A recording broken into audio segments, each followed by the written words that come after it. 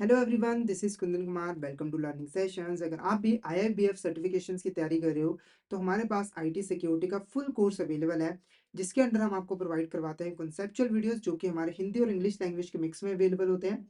इसी के साथ हम आपको mock test, mega mock test और ई पीडीएफ नोट्स ही प्रोवाइड करते हैं, जिनकी हेल्प से आप इजीली रिवीजन कर सकते हो। और ये जो हमारी लाइव क्लासेस होती हैं वो आपको रिकॉर्डेड फॉर्म में भी मिल जाती है। तो अगर आप सिस्टमैटिक मैनर में आईटी सिक्योरिटी की प्रिपरेशन करना चाहते हो तो फटाफट से हमारे कोर्स में एनरोल कर लीजिए। हमारे जो कोर्सेज हैं वो इजीली एक्सेसिबल हैं। अगर आप एक एंड्रॉइड यूजर हो तो IIBF learning centre application download कर लीजिए गूगल प्ले स्टोर से। और अगर आप एक iOS यूजर हो तो माई इंस्टीट्यूट ऐप डाउनलोड कर लीजिए ऐप स्टोर से, और वहां पे आपको ऑर्गेनाइजेशन कोड यूज करना है GEGKD।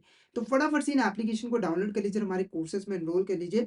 और अगर आप अभी हमारे कोर्स में एनरोल करते हो तो आपको लगभग 82% का ऑफ मिल जाता है हमारे कोर्सेज पे, जिसके लिए आपको कूपन कोड यूज करना है आशीष। तो फटाफट से इस कूपन कोड का यूज करके हमारे कोर्स में एनरोल कर लीजिए।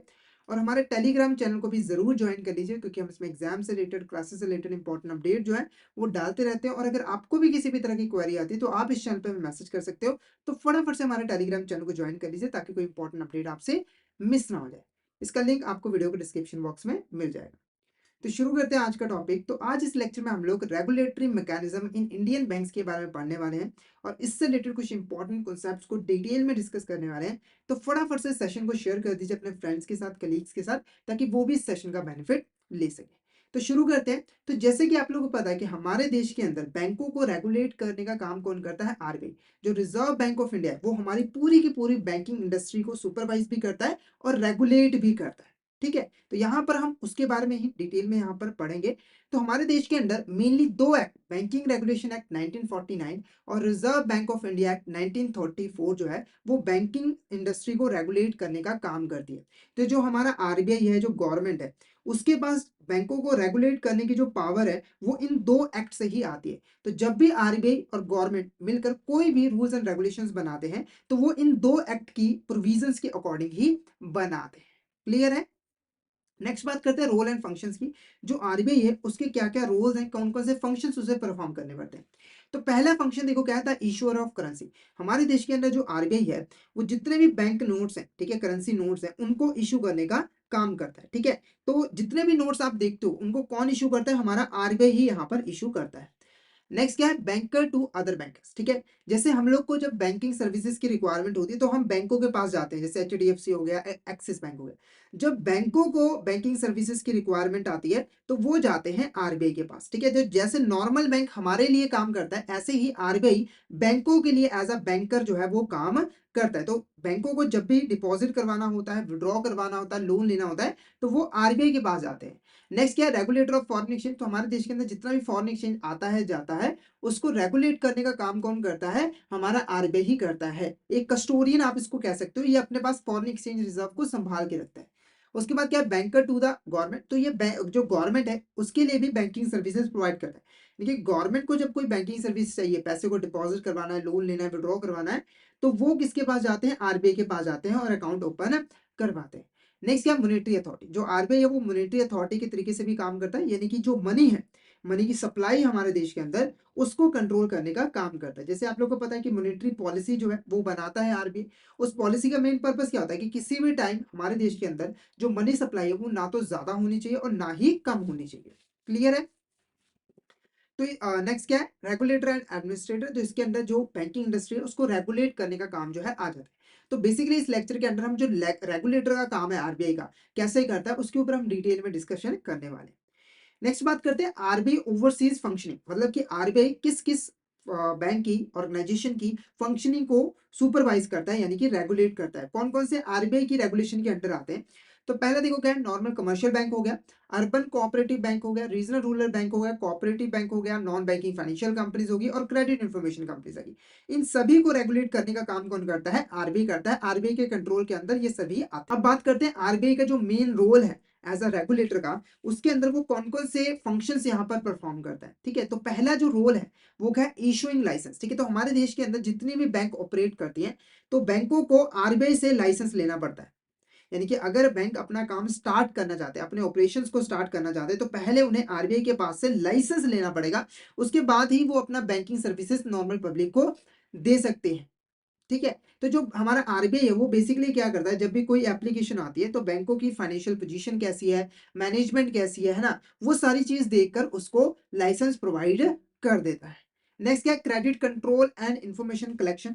तो हमारा जो आरबीआई है वो क्रेडिट कंट्रोल करता है। क्रेडिट कंट्रोल का मतलब है कि जो बैंक क्रेडिट देगा यानी लोन वगैरह देगा, उसके ऊपर आरबीआई का पूरा कंट्रोल होता है। तो आरबीआई बैंकों को बताता है कि आपको लोन किसको देना है, किसको नहीं देना है, कितनी अमाउंट में देना है, ये सारे चीजों के ऊपर आरबीआई का कंट्रोल होता है। उसके बाद क्या है, इंफॉर्मेशन कलेक्शन। जो आरबीआई है वो समय समय पे बैंकों से इंफॉर्मेशन भी कलेक्ट करता है, जैसे कि किसको किसको लोन दिया है, बोरोवर कौन है, बोरोवर की क्रेडिट वर्दीनेस कैसी है, उसकी डिटेल्स कौन कौन सी है, वो सारी चीजें आरबीआई मांगता है ताकि वो देख सके कि जो बैंक है वो सही तरीके से काम कर रहा है कि नहीं। क्योंकि बैंकों के पास पैसा किसका है, पब्लिक का है। अगर बैंक ऐसे ही किसी को भी लोन दे देगी तो उससे नुकसान किसका होगा, पब्लिक का होगा। तो सुपरवाइज करने के लिए, ओवरसी करने के लिए इंफॉर्मेशन जो है वो समय समय पे डिमांड करता रहता है आरबीआई। नेक्स्ट क्या, मॉनिटरिंग एंड सुपरविजन। तो मॉनिटर भी करता रहता है, देखता रहता है कि जो बैंक है वो यहाँ पर रूल्स एंड रेगुलेशंस के अकॉर्डिंग काम कर रहा है कि नहीं। जो प्रोड्यूशियल नॉर्म्स बनाए गए हैं, रूल्स एंड रेगुलेशन आरबीआई ने इशू किए हुए हैं, उनको फॉलो किया जा रहा है कि नहीं किया जा रहा, उसके ऊपर भी पूरी निगरानी जो है वो रखी जाती है। तो मॉनिटरिंग और सुपरविजन भी यहाँ पर की जाती है। नेक्स्ट क्या, पेनल्टीज फॉर नॉन कंप्लाइंस। अगर कोई बैंक जो है वो आरबीआई की रूल्स एंड रेगुलेशंस, ठीक है, जो प्रोड्यूशियल नॉर्म्स है उनको फॉलो नहीं करता है, कंप्लाइंस नहीं करता है, तो उसके ऊपर पेनल्टी लगाने का भी काम जो है वो आरबीआई करता है ताकि वो ठीक तरीके से काम कर सके। उसके बाद क्या है, डिस्प्यूट रेजोल्यूशन। अगर कोई डिस्प्यूट हो जाता है, चाहे वो बैंक का बैंक के साथ में हो या फिर बैंक का कस्टमर के साथ में हो, तो उसको सॉल्व करने का काम भी जो है वो आरबीआई करता है। नेक्स्ट बात करते हैं आरबीआई रेगुलेटरी इनिशिएटिव। आरबीआई ने बैंकों को रेगुलेट करने के लिए कौन कौन सी इनिशिएटिव लिए हैं, कौन कौन से यहाँ पर काम किए हैं। तो पहला जो इनिशिएटिव है वो क्या है, जिलानी वर्किंग ग्रुप, ठीक है। तो 1995 में इसको बनाया गया था। इस ग्रुप का जो मेन काम था वो था आईटी सिस्टम को स्टडी करना। तो इस ग्रुप ने आईटी सिस्टम को स्टडी किया जो कि बैंकों के अंदर फॉलो किया जाता है, और उसके साथ जितने भी इंपॉर्टेंट रिस्क एसोसिएटेड है उनको आइडेंटिफाई किया। यानी कि एक बैंक के अंदर जो आईटी सिस्टम फॉलो किया जा रहा है उसमें कौन कौन से रिस्क हैं, कौन कौन से खतरे हैं, उनको आइडेंटिफाई जो है वो इस ग्रुप ने जो है वो किया था। साथ के साथ जो ईडीपी सिस्टम है यानी कि electronic data processing activity system जो बैंकों के अंदर किया जाता है, उनको असेसिंग और इंस्पेक्ट करने का भी काम जो है वो इस ग्रुप ने किया था। जब इस ग्रुप को बनाया गया था तो जो हमारा कंप्यूटर ऑडिट है वो क्या था, डेवलपमेंट स्टेज में था, मतलब कि अभी पूरी तरीके से स्टैब्लिश नहीं हुआ था, डेवलप नहीं हुआ था। उसके बाद एक सब कमेटी भी इसके ऊपर बनाई गई थी जिसका मेन फोकस कंप्यूटर ऑडिट के ऊपर था। इसको 2000 ईस्वी में यहाँ पर जो है वो बनाया गया था। इसके जो हेड थे वो जो कन्वेयर थे, सॉरी, वो कौन थे, श्री एल नरसिम्हम। क्या है, एल नरसिम्हम, ठीक है। तो इसका जो मेन पर्पस है वो यही था, जो कंप्यूटर ऑडिट है बैंकों के अंदर उसको असेस किया जाए, ठीक है। साथ ही साथ उसके साथ जो रिस्क अटैच है उनको भी प्रॉपर्ली यहाँ पर क्लासिफाई किया जा सके। नेक्स्ट क्या है, working group for information system security. तो एक और वर्किंग ग्रुप यहाँ पर बनाया गया था 2001 में, ठीक है, जिस जो कि इंफॉर्मेशन सिस्टम सिक्योरिटी के रिलेटेड यहाँ पर काम करेगा, उसके लिए इसको बनाया गया था। इसके जो हेड थे वो कौन थे, डॉक्टर आर बी बर्मन, ठीक है, जो कि आरबीआई के उस समय एग्जीक्यूटिव डायरेक्टर थे। तो इस ग्रुप का जो मेन फोकस था वो ये था कि इंफॉर्मेशन सिस्टम, जो इंफॉर्मेशन सिस्टम यहाँ पर फॉलो किया जा रहा है बैंकिंग के अंदर, फाइनेंशियल सेक्टर के अंदर, उसको सिक्योर रखा जाए, उसकी सिक्योरिटी में पूरा ध्यान रखा जाए। तो इन्होंने एक डॉक्यूमेंट प्रिपेयर किया था जिसके ऊपर बहुत सारे यहाँ पर चेक लिस्ट मैंशन किए थे। चेक लिस्ट का मतलब कि वो चीजें जिन्हें चेक करना जरूरी था। तो आईएस ऑडिट कमेटी, जो इंफॉर्मेशन सिस्टम ऑडिट पॉलिसी है, उसका मेन काम क्या था कि ये चेकलिस्ट को फॉलो करे और जितने भी यहाँ पर चीजें हैं उनको प्रॉपरली इंस्पेक्ट जो है वो किया जा सके।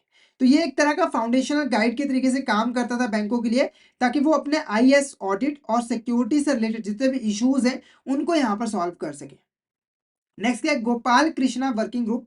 उसके बाद हमारा यहाँ पर गोपाल कृष्णा वर्किंग ग्रुप भी बनाया था। तो इसको जो है 2010 में बनाया गया था हमारी यहाँ पर मॉनेटरी पॉलिसी स्टेटमेंट के अंदर। तो 2010 के अंदर मॉनेटरी पॉलिसी स्टेटमेंट इशू की गई थी, उसमें अनाउंसमेंट करके इस कमिटी को, इस वर्किंग ग्रुप को जो है वो बनाया गया था।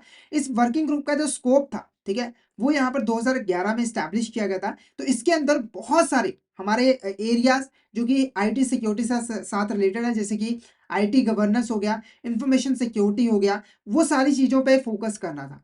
यहाँ पर हमारे 9 की एरियाज थे जो कि यहाँ पर रिलेटेड थे हमारे इंफॉर्मेशन टेक्नोलॉजी के साथ, उसके बारे में रिकमेंडेशन दी गई थी इस ग्रुप के द्वारा। अब ये 9 एरियाज कौन कौन से हैं, तो पहला एरिया देखो क्या है, आईटी गवर्नेंस। आईटी गवर्नेंस, तो ये जो सेक्शन है वो यहाँ पर बैंकों को गाइडलाइंस और रिकमेंडेशन प्रोवाइड करता है ताकि वो जो है आईटी जो इंफॉर्मेशन टेक्नोलॉजी है उनको प्रॉपरली गवर्न कर सके, यानी कि उसको उसके रिलेटेड जितने भी इंपॉर्टेंट डिसीजन वगैरह है, मैनेजमेंट है, वो सही तरीके से कर पाए। उसके बाद देखो इन्फॉर्मेशन सिक्योरिटी, तो इन्फॉर्मेशन सिक्योरिटी कैसे मेंटेन करके रखनी है, कौन कौन से रिस्क है, उसको कैसे दूर किया जाना चाहिए, उससे रिलेटेड जो स्ट्रैटेजीज एंड मेजर्स हैं उसके बारे में इस सेक्शन के अंदर जो है वो बताया गया था, ताकि अनऑथराइज एक्सेस हो गया, ब्रीचेस हो गया, साइबर थ्रेट्स हो गया, उनसे बचा जा सके। उसके बाद क्या आईएएस ऑडिटर, तो इसके लिए गाइडलाइंस और बेस्ट प्रैक्टिसेस जो है वो प्रोवाइड की गई थी, जिसको यूज करके जो बैंक है वो प्रॉपर्ली आईएएस ऑडिट वगैरह कर सकता है। उसके बाद क्या है आईटी ऑपरेशंस, ठीक है, जितने भी हमारे आईटी से related day to day basis पे हम ऑपरेशंस करते हैं उनको मैनेज करने के लिए, उनको सही तरीके से करने के लिए गाइडलाइंस भी प्रोवाइड करता है। नेक्स्ट क्या आईटी सर्विसेज आउटसोर्सिंग, तो जब भी कोई बैंक, ठीक है, आउटसोर्सिंग करता है आईटी सर्विसेज की, यानी कि खुद बनाने की बजाय इंफॉर्मेशन टेक्नोलॉजी को बाहर से एक्वायर करता है, तो वो कैसे करना है उसके रिगार्डिंग जो गाइडलाइंस है वो भी यहाँ पर प्रोवाइड करता है। उसके बाद क्या है साइबर फ्रॉड हो गया, यानी कि कौन कौन से साइबर फ्रॉड हो सकते हैं, उनको कैसे रोका जा सकता है, और अगर साइबर फ्रॉड हो जाता है तो उसके अगेंस्ट कैसे रिस्पॉन्ड करना है उसके बारे में बताया गया था। उसके बाद क्या है बिजनेस कंटिन्यूटी प्लान, यानी कि अगर कोई इवेंट हो जाता है, ठीक है, कोई भी डिजास्टर आ जाता है, जैसे कि हाँ, कोई नेचुरल डिजास्टर भी हो सकता है, कोई आईटी फेलियर भी हो सकता है, तो उस केस में हम अपने बिजनेस को कैसे कंटिन्यू रखेंगे उसके रिगार्डिंग भी गाइडलाइंस जो है वो प्रोवाइड करता है। उसके बाद क्या है कस्टमर अवेयरनेस प्रोग्राम, कस्टमर को अवेयर करने के लिए डिफरेंट डिफरेंट यहाँ पर प्रोग्राम्स जो है लॉन्च किए गए, गाइडलाइंस दिए गए ताकि जो कस्टमर है वो भी यहाँ पर अवेयर हो सके। उसके बाद जो लीगल एस्पेक्ट है इसका, यानी कि जो लीगली एंड रेगुलेटरी एस्पेक्ट है आईटी गवर्नेंस से रिलेटेड, उसके रिगार्डिंग भी जो है वो गाइडलाइंस जो है वो प्रोवाइड करता है कि कौन कौन से रूल्स एंड रेगुलेशंस को फॉलो करना जरूरी है ऑर्गेनाइजेशंस के लिए। नेक्स्ट बात करते हैं cyber crime insurance in India, ठीक है, तो साइबर क्राइम बहुत ज्यादा यहाँ पर बढ़ चुके हैं, तो उसके लिए इंश्योरेंस करवानी जरूरी है। पर आज के टाइम में भी साइबर क्राइम्स की इंश्योरेंस जो है उतनी ज्यादा नहीं होती है, बहुत कम कंपनीज है जो कि साइबर क्राइम से रिलेटेड जो है इंश्योरेंस पॉलिसी जो है वो प्रोवाइड करते हैं, तो इन्हें डेवलप करने की यहाँ पर हमें जरूरत है। नेक्स्ट क्या लैक ऑफ बेंचमार्क्स, ठीक है, तो यहाँ पर हमारे पास बेंचमार्क नहीं है ताकि हम कंपैरिजन कर पाए, जिससे हम कंपैरिजन कर पाए और देख पाए कि जो हमारी आईटी सर्विसेज है, ठीक है, बैंक के अंदर जो आईटी सिस्टम है वो सही है या फिर नहीं है। अगर हमें जानना हो कि जो आईटी प्रैक्टिसेस हैं, जो सिस्टम है वो सही है या फिर नहीं है, तो कुछ बेंचमार्क होने चाहिए जिससे हम कंपैरिजन करके देख सके, अगर तो उसके इक्वल है, उससे ज्यादा है तो सही है, अगर कम है तो गलत है। ठीक है, तो बेंचमार्क की पर कमी यहाँ पर पाई जाती है, हालांकि कुछ बेंचमार्क है जैसे आईएसओ 27001 हो गया, ठीक है, सर्टिफिकेशन स्टैंडर्ड हो गया, फिर भी कमी पाई जाती है। नेक्स्ट या challenges in assessing cyber crime risk, ठीक है, तो जो साइबर क्राइम से रिलेटेड रिस्क होते हैं उनको असेस करने में काफी प्रॉब्लम्स आती है, ठीक है, क्यों ऐसा होता है, क्योंकि देखो हमारे पास कोई बेंचमार्क नहीं है, कोई स्टैंडर्ड नहीं है, ठीक है, साथ ही साथ जो हमारे यहाँ पर साइबर क्राइम इंश्योरेंस होते हैं, ठीक है, वो भी इतने ज्यादा अच्छे नहीं होते, मतलब कि वो भी रिपोर्ट जो है वो बनाकर प्रॉपरली नहीं देते ताकि हम रिस्कों को असेस कर पाए, तो साइबर क्राइम से रिलेटेड जो भी रिस्क है उनको असेस करना काफी मुश्किल जो है होता है। नेक्स्ट बात करते हैं कंप्लायंस इन बैंक्स, ठीक है, तो सबसे पहले कंप्लायंस का मतलब यहाँ पर समझाऊं, कंप्लायंस का मतलब है रूल्स एंड रेगुलेशंस को फॉलो करना।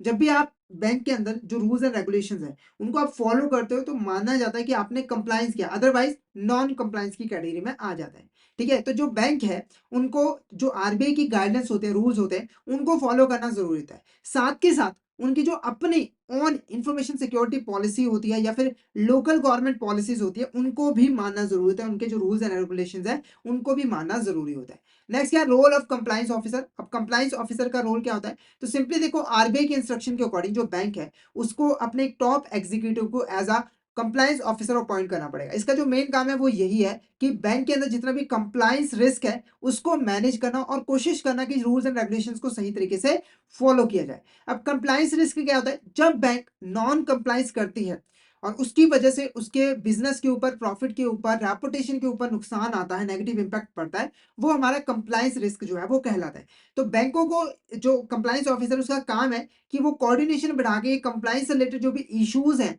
ठीक है, जो रिस्क है उनको प्रॉपर्ली मैनेज कर। नेक्स्ट ये कंप्लायंस पॉलिसी। अब कंप्लायंस पॉलिसी क्या होता है, तो हमारी एक, जब भी हम कंप्लायंस रूल्स एंड रेगुलेशंस बनाते हैं तो उसका एक डॉक्यूमेंट प्रिपेयर करते हैं जिसके अंदर पूरी रूल्स एंड रेगुलेशंस होती हैं, स्ट्रक्चर क्या होगा उसका, कैसे रूल्स एंड रेगुलेशन को फॉलो किया जाएगा, वो सारी चीजें वहां पर हम देते हैं। तो वही हमारी क्या होती है कंप्लायंस पॉलिसी होती है। तो जो कंप्लायंस पॉलिसी होनी चाहिए वो टॉप मैनेजमेंट के द्वारा अप्रूव्ड होनी चाहिए। यानी कि जो टॉप मैनेजमेंट है उसकी एक्सेप्टेंस उसे मिली होनी चाहिए। जो पॉलिसी है वो ऐसी होनी चाहिए जो कि कंप्लायंस का स्ट्रक्चर क्या होगा उसके बारे में बताए, फिलॉसफी क्या होगा, साथ के साथ हायरार्की क्या होगा, कैसे रूल्स एंड रेगुलेशन को फॉलो किया जाएगा, कौन सा पर्सन किस रूल्स को फॉलो करेगा, उस सारी रिलेटेड इंफॉर्मेशन जो है अवेलेबल होगी। साथ के साथ जो चीफ कंप्लायंस ऑफिसर है और जो फंक्शनल हेड्स है उनके बीच में क्या रिलेशनशिप होगा उसके बारे में भी जो है वो बताएगा। नेक्स्ट क्या, impact of compliance on IT security. अब कंप्लायंस का आईटी सिक्योरिटी के ऊपर क्या इंपैक्ट पड़ता है, तो देखो जब भी आप कोई न्यू टेक्नोलॉजी को इंट्रोड्यूस करते हो, कोई भी नेटवर्क बेस्ड प्रोडक्ट को इंट्रोड्यूस करते हो, तो पहले चेक करना जरूरी होता है कि ये क्या कंप्लायंस के अकॉर्डिंग है, यानी कि जो रूल्स एंड रेगुलेशंस है ना, उनके अकॉर्डिंग है कि नहीं है। अगर कोई आपने टेक्नोलॉजी अडॉप्ट की है और वो आपके रूल्स एंड रेगुलेशन से सही नहीं है, के अकॉर्डिंग सही नहीं है, तो आपको वो अडॉप्ट नहीं करनी। तो चेकिंग करनी जरूरी है कि जो भी आपने टेक्नोलॉजी अडॉप्ट की है, जो नेटवर्क बेस्ड प्रोडक्ट आपने अडॉप्ट किया है, वो हमारे कंप्लायंस के अकॉर्डिंग है या फिर नहीं। उसके बाद क्या है, इंक्रीजिंग सिग्निफिकेंस ऑफ कंप्लायंस। ठीक है, कंप्लायंस के जो सिग्निफिकेंस है वो काफी इंक्रीज हो चुका है आज के टाइम में। जो कंप्लायंस है, ठीक है, टेक्नोलॉजी का हम इतना ज्यादा यूज करने लग गए हैं कि कंप्लायंस करना बहुत ज्यादा जरूरी हो चुका है। नेक्स्ट बात करते हैं penal penal powers of RBI. अब जैसे कि देखो अगर कोई बैंक जो है वो कंप्लायंस नहीं करता, यानी कि रूल्स एंड रेगुलेशंस को फॉलो नहीं करता, तो आरबीआई के पास पावर्स है कि वो उसके ऊपर पेनल्टी लगा सके। तो पीनल पावर का मतलब है कि जो पेनल्टीज बैंक के ऊपर आरबीआई लगाता है, उसके किसी भी तरह के एक्ट, चाहे ओमिशन हो चाहे कमीशन हो, है ना, जो गलत काम उसने किया उसके ऊपर लगाया जाता है। अब कौन कौन सी पेनल्टीज है, सबसे पहले देखो एक एक एग्जांपल से यहाँ पर समझाऊंगा। तो आरबीआई ने यहाँ पर 19 बैंक के ऊपर फाइन लगाया था। 19 बैंक के ऊपर फाइन लगाया था जिन्होंने जो डेरिवेटिव प्रोडक्ट है उसके रिगार्डिंग जो रूल्स एंड रेगुलेशन है उनको फॉलो नहीं किया था। जैसे कि यहाँ पर आप एग्जांपल दे सकते हो कि हमारा जो बैंक उन्होंने क्या किया था कि जो डेरिवेटिव प्रोडक्ट थे वो अनस्यूटेबल थे, ठीक है, उनको सेल नहीं करना था, फिर भी उन्होंने कॉर्पोरेशन को सेल कर दिया।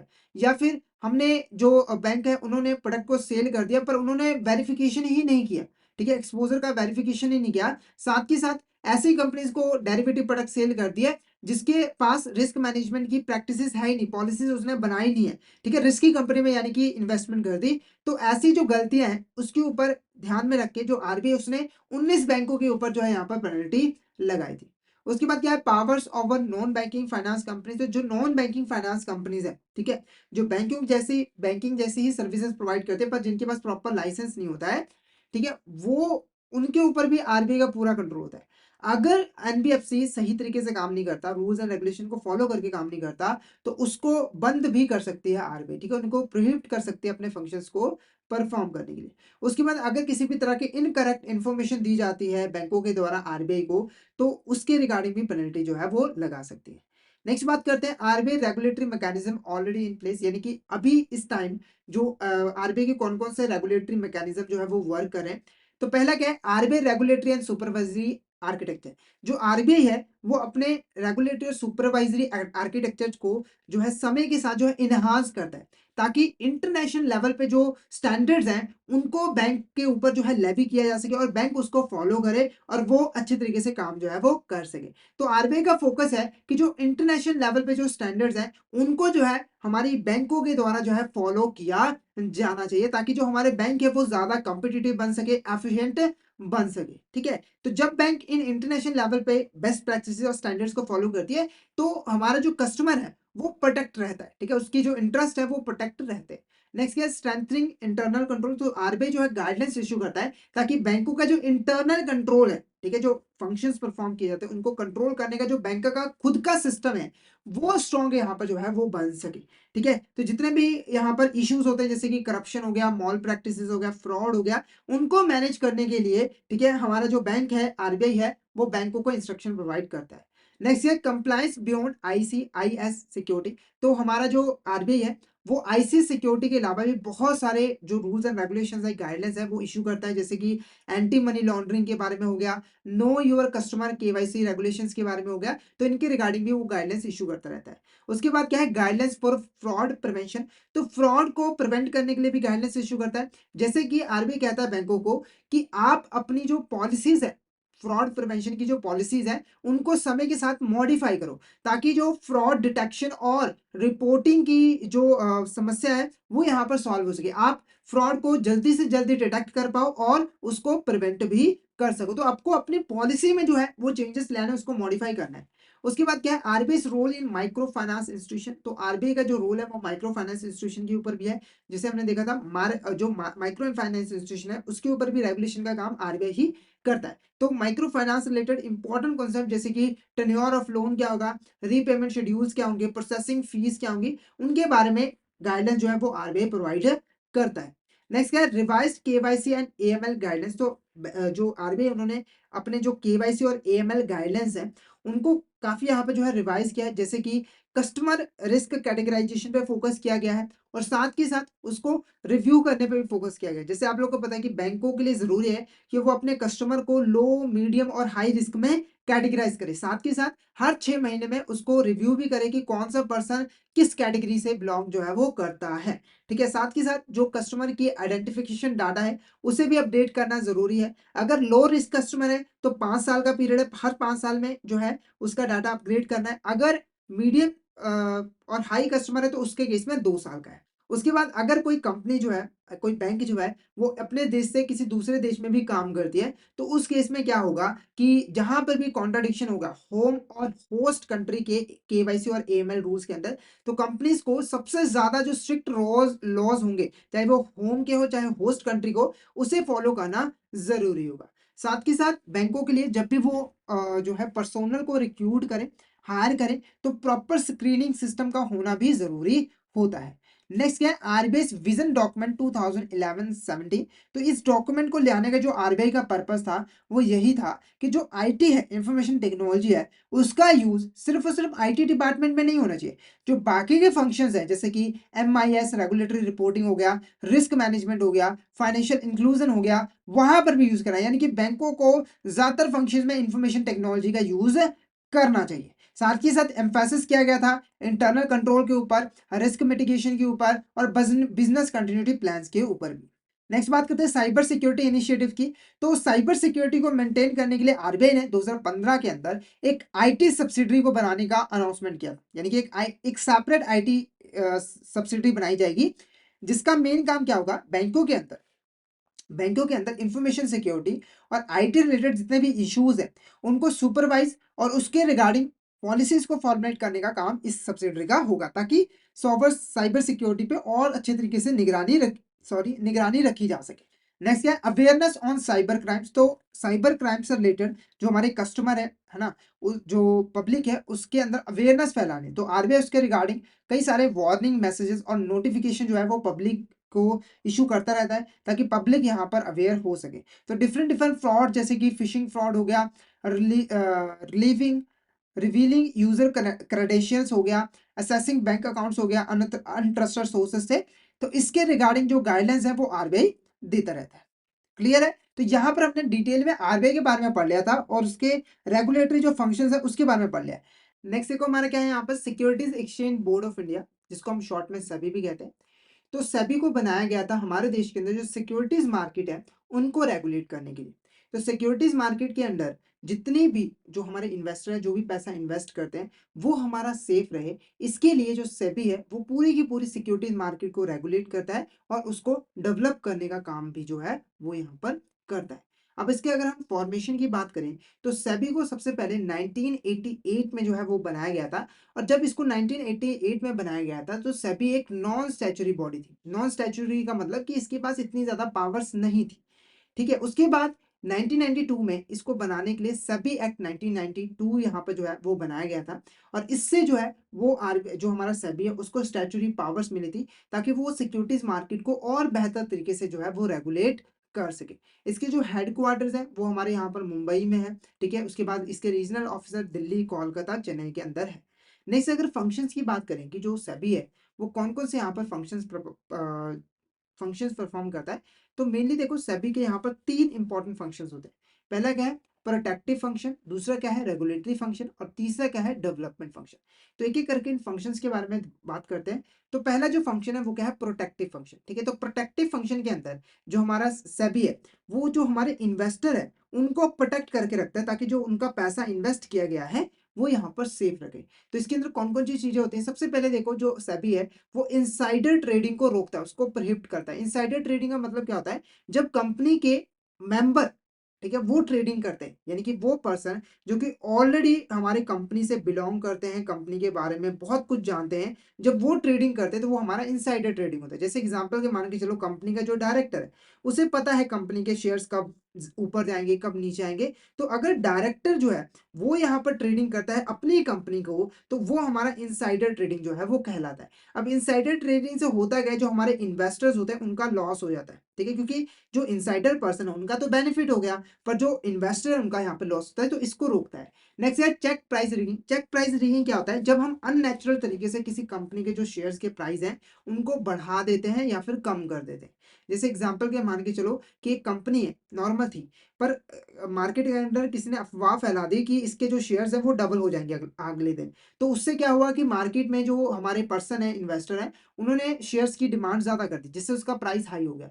तो ये जो प्राइस हुआ है वो अननेचुरल तरीके से हुआ है, जिससे क्या होगा कि इन्वेस्टर्स को ज़्यादा प्राइस पे बाय करेंगे, पर जैसे ही नॉर्मल कंडीशन होगी, अफ़वाह का खुलासा होगा, तो उसके प्राइसेस फिर से कम हो जाएँगे। तो नुकसान किसका होगा? इन्वेस्टर का होगा। तो चेक प्राइस रीडिंग को भी रोकता है। उसके बाद क्या है यहाँ पर? प्रमोटिंग फेयर प्रैक्टिसेस को प्रमोट करता है, ताकि कोई किसी भी तरह की जो फ्रॉडुलेंट एक्टिविटीज़ हैं, उनको रोका जा सके। सारा काम फेयर तरीके से हो।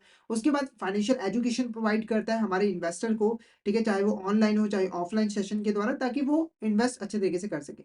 उसके बाद क्या है? रेगुलेटरी फंक्शन, ठीक है? यहाँ पर बहुत सारे रेगुलेटरी फंक्शन भी परफॉर्म किए जाते हैं। रेगुलेटरी फंक्शन के अंदर जो आता है, वो मेन यही होता है कि रेगुलेट करना है, जो हमारा सिक्योरिटीज़ मार्केट है, उनको रेगुलेट करना है। रेगुलेट क्या करने का मतलब क्या हुआ कि जो सिक्योरिटीज़ मार्केट के अंडर हमारे जो पार्टिसिपेंट है, जैसे कि जो कॉर्पोरेट हो गया, जो शेयर्स इश्यू करता है, और जो फाइनेंशियल इंटरमीडिएरीज़ हो गए, जो कि इन्वेस्टर और कंपनीज़ की डील करवाता है, उनको रेगुलेट करने का काम जो है इसके अंदर आता है। तो इसके अंदर कौन-कौन से काम होते हैं? सबसे पहले सेबी क्या करता है, जो रूल्स एंड रेगुलेशंस है, यानी कि जो कॉर्पोरेट है, वो किस तरीके से काम करेगा, फाइनेंशियल इंटरमीडिएरीज़ कैसे काम करेगा, वो रूल्स एंड रेगुलेशन बनाने का काम करता है। उसके बाद क्या है? इंक्वायरीज़ जो है वो करना है, यानी कि जो स्टॉक एक्सचेंज है, उनकी इंक्वायरीज़ करनी कि वो सही तरीके से काम कर रहे हैं कि नहीं। उसकी ऑडिटिंग वगैरह भी करनी है, ताकि कोई फ्रॉड वगैरह तो नहीं किया गया, उसका पता लगाया जा सके। साथ के साथ जो स्टॉक ब्रोकर है, मर्चेंट ब्रोकर्स है, उनकी वर्किंग्स को भी रेगुलेट करना है। उसके बाद जो थर्ड फंक्शन है, वो क्या है? Development function. डेवलपमेंट फंक्शन के अंदर जो सेबी है, वो हमारा जो सिक्योरिटीज़ मार्केट है, उसको डेवलप करने का काम करता है। क्योंकि देखो, सिर्फ रेगुलेट करने से काम नहीं बनेगा, उसको डेवलप भी करना है। तो इसके अंदर कौन-कौन से काम करता है सेबी? सबसे पहले जो इंटरमीडिएरीज़ हैं, उनकी ट्रेनिंग करता है, ताकि वो बेहतर तरीके से काम करें और जो इन्वेस्टर हैं और कंपनी के बीच में डीलिंग अच्छे से करवा सके। साथ के साथ नए-नए तरीके, जैसे कि इलेक्ट्रॉनिक ट्रेडिंग हो गया, इसको इंट्रोड्यूस करें, ताकि ट्रेडिंग जो है वो बढ़ सके। नेक्स्ट जो हमारी बॉडी है, वो क्या है? Insurance regulatory and development authority of India. तो इस बॉडी को बनाया गया था हमारे देश के अंदर, जो इंश्योरेंस सेक्टर है, उसको रेगुलेट करने के लिए। तो इस बॉडी को अप्रैल 2000 के अंदर जो है बनाया गया था। उसके लिए आईआरडी एक्ट 1990 जो है वो पास किया गया था। ये हमारे देश के अंदर जो इंश्योरेंस और री इंश्योरेंस है का बिजनेस है, उसको रेगुलेट और डेवलप करने का काम करता है। तो इसके दो मेन ऑब्जेक्टिव है। पहला ये है कि पॉलिसी होल्डर की प्रोटेक्शन करनी है, साथ के साथ जो इंश्योरेंस मार्केट है, उसकी भी यहाँ पर ग्रोथ जो है वो करनी है। अब इसकी अगर ड्यूटीज एंड पावर्स की बात करें, फंक्शंस की बात करें, तो वो क्या-क्या है? सबसे पहले देखो, ये रजिस्ट्रेशन प्रोवाइड करता है।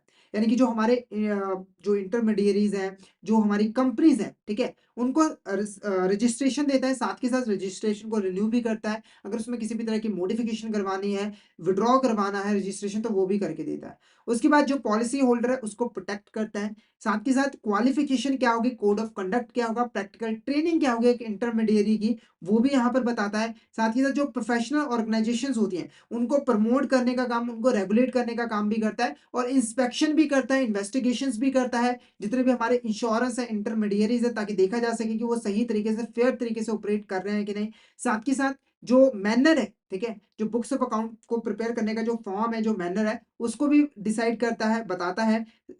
जो इन्वेस्टमेंट ऑफ फंड्स है, यानी कि जो इंश्योरेंस कंपनी है, वो कैसे अपने फंड्स को इन्वेस्ट करेगी, उसको भी रेगुलेट करता है। अगर इंश्योरेंस और इंटरमीडिएरीज के बीच में, कस्टमर के बीच में किसी भी तरह का डिस्प्यूट होता है, तो उसको रेगुलेट करने का भी काम जो है वो करती है। नेक्स्ट क्या है? Telecom regulatory authority of India. तो इस बॉडी को बनाया गया था हमारे देश के अंदर, जो टेलीकॉम इंडस्ट्री है ना? जो आप मोबाइल फ़ोन्स वगैरह यूज़ करते हो, उनको रेगुलेट करने के लिए। तो इसको 1997 में जो है यहाँ पर बनाया गया था।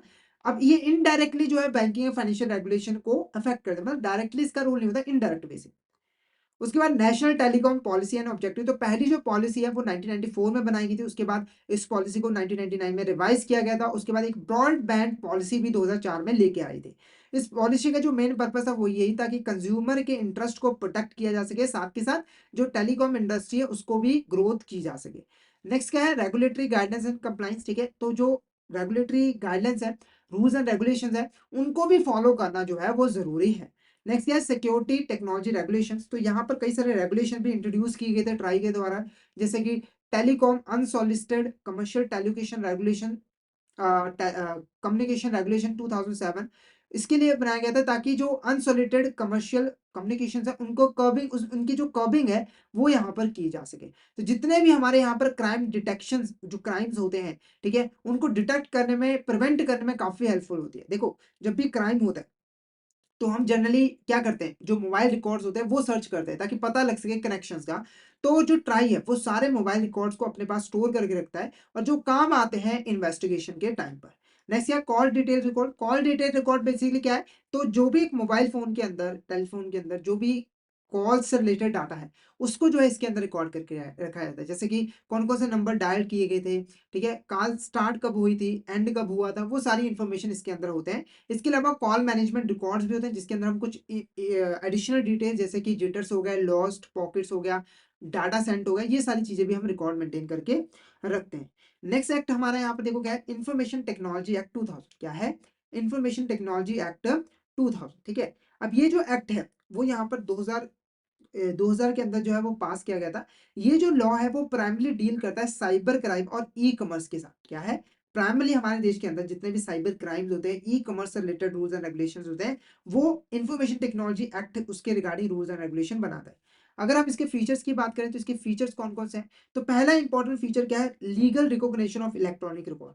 तो जैसे ही ये एक्ट बना तो जो इलेक्ट्रॉनिक रिकॉर्ड्स है उनको लीगल रिकॉग्निशन यहाँ पे जो है वो मिल गई थी। यानी कि इलेक्ट्रॉनिक रिकॉर्ड्स मतलब इलेक्ट्रॉनिक फॉर्म में जो भी हम डाटा इंफॉर्मेशन संभाल के रखते हैं उनको भी वैलिड जो है वो मान लिया जाता है। अब जो बैंक है उस एक्ट के आने के बाद जितना भी अपना डाटा है, इंफॉर्मेशन है, ट्रांजेक्शन की डिटेल्स है, उनको इलेक्ट्रॉनिक फॉर्म में मेंटेन करके रख सकती है। उसके बाद क्या है, legal recognition of digital signature. जो डिजिटल सिग्नेचर है उनको भी लीगल रिकॉग्निशन मिल गई।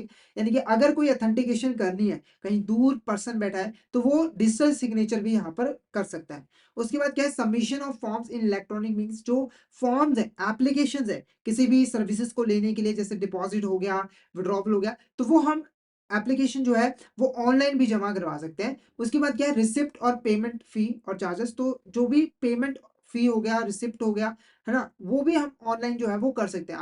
आपको बैंक जाने की जरूरत नहीं है, आपको पैसे जमा करवाने हैं, विड्रॉ करवाने, तो आप आसानी से कर सकते हो।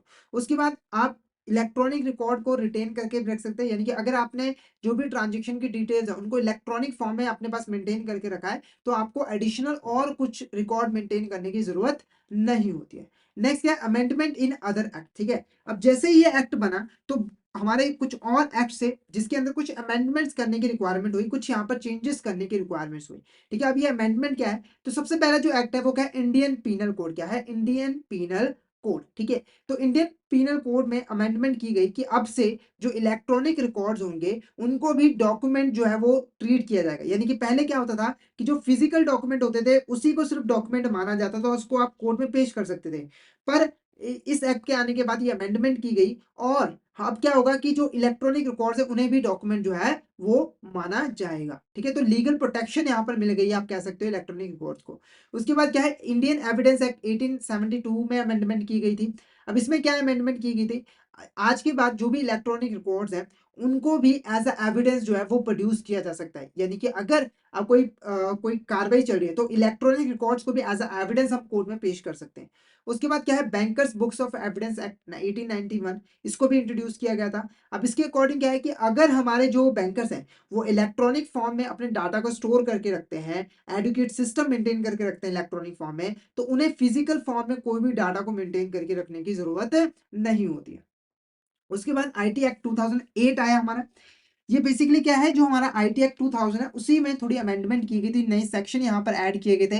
जैसे कि एक सेक्शन 66 ए ऐड किया गया था जो कि ऑफेंसिव मैसेजेस जो भेजे जाते हैं एक पर्सन के द्वारा दूसरे पर्सन को, उसको पेनलाइज करने का काम करता है। उसके बाद सेक्शन 67 यहाँ पर इंट्रोड्यूस किया गया था जो कि यहाँ पर चाइल्ड पोर्नोग्राफी, साइबर टेररिज्म, ऐसी चीजों के साथ जो है वो डील करता है।